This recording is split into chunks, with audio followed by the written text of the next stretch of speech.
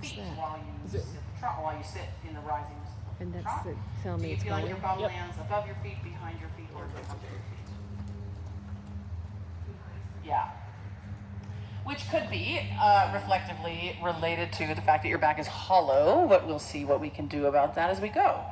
Now we're going to leave your bum out of the equation for a minute and think about weight, thighs to stirrups, thighs to feet. What percent would you say is in your stirrups versus your thighs?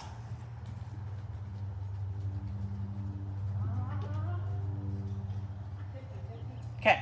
And does it feel equal right foot and left foot? Maybe a little bit more in my left. Okay. Go ahead and change rein on the diagonal, and we're going to come back to trot to the left. He is so cute. Thank you. I could see how he'd be like, let's go jump things. Let's go outside and jump things fast.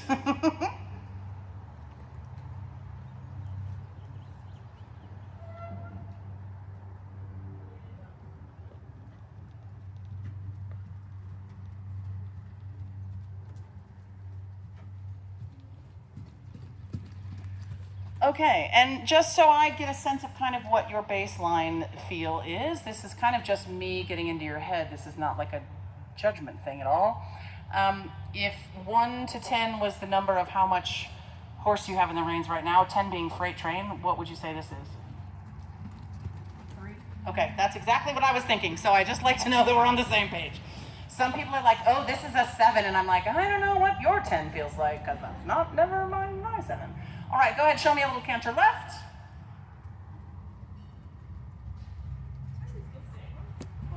He's like, hang on, you can take your time and prepare.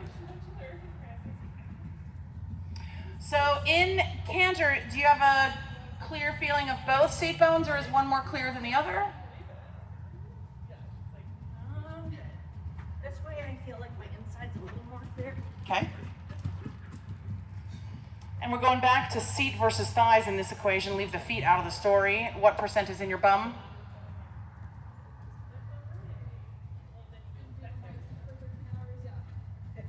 Okay. Go ahead and change rein however you want. Change lead through the trot.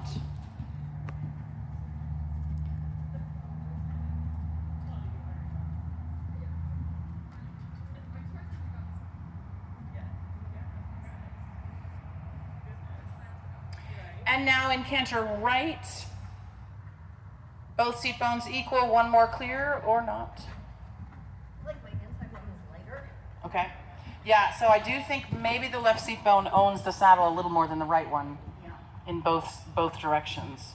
So for some people it's an inside-outside thing, some people it's a left versus right thing. Good. All right, you can head on back to trot and let him have one circle here in trot rising. And then when you get back by the C end of the ring here, we'll halt a little bit away from the mirror, but parallel to it, so that you could see yourself in the mirror.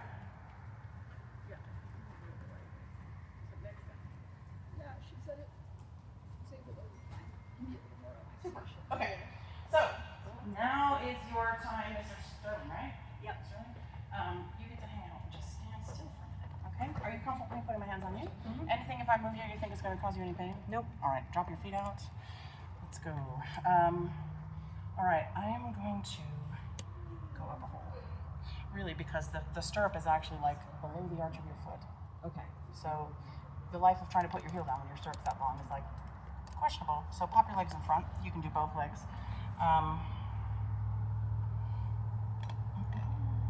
These are cool, aren't they?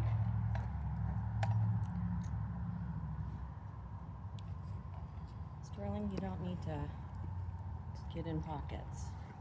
You can actually go in that hole, oh buckle. Thank you.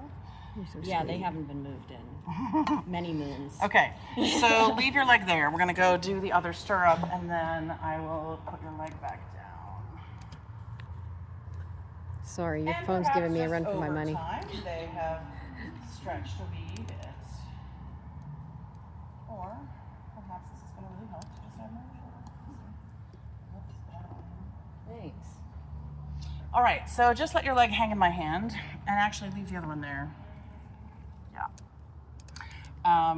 So I'm gonna move your leg around. Try not to help me move it. I want you to really just let it hang like dead weight.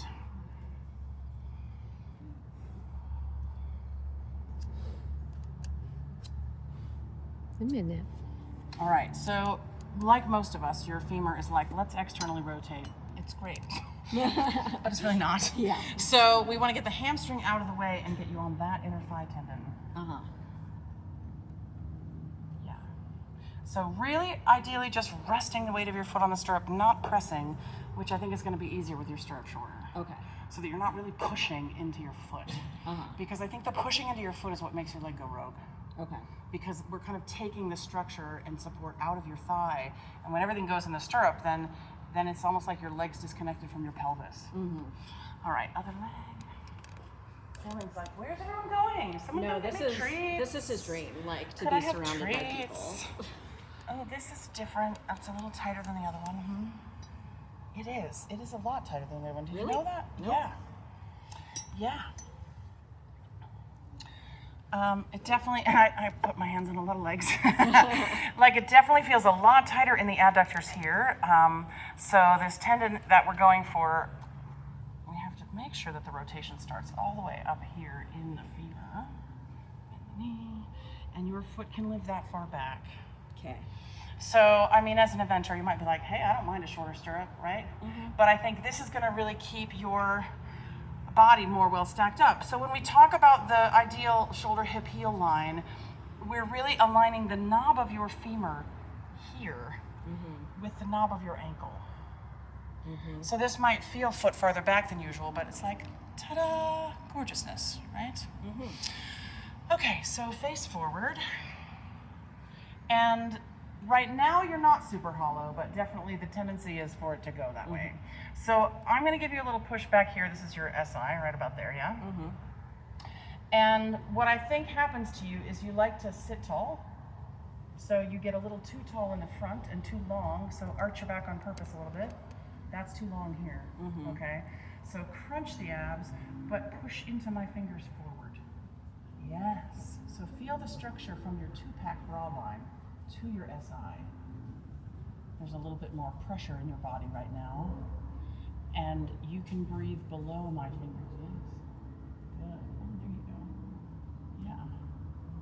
But it takes a little bit of effort to stay here, right? Because your normal would be like, let's just go back there, Yeah. right? Yeah. And then you end up a little bit too much on the tailbone side of your seat, right? And then he kind of gets a little bit like out in front of you and long. And he gets some horses get long out behind you, and he gets a little bit long out in front of you. And so when you get too far behind his center of gravity, he's like, right? And then that's when that canter part was a little bit like, come on, like get your front end. He has to keep his front end connected to the underneath of you.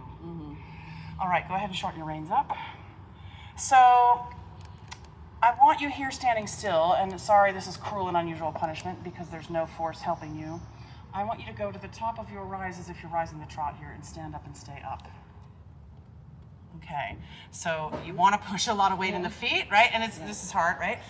You're allowed to think of your knees staying connected to each other. And at the top of the rise, trying to feel like the SI, yeah. You feel this in the front of the hip?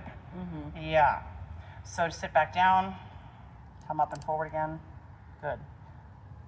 And we have to be able to get you all the way up over the pommel. So if we trot on and you can't quite get there, we might go one shorter. I think this is an unfortunate challenge of the pommel of the saddle you're sitting in at the moment. It's a very high pommel. Yes. I love this saddle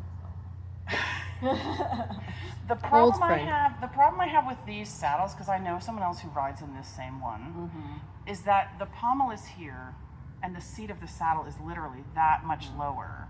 And that makes you maybe feel really secure, but it also puts a lot of pressure on the horse under your seat, which is not ideal for his back. So let's go back to trot and let's see what happens with a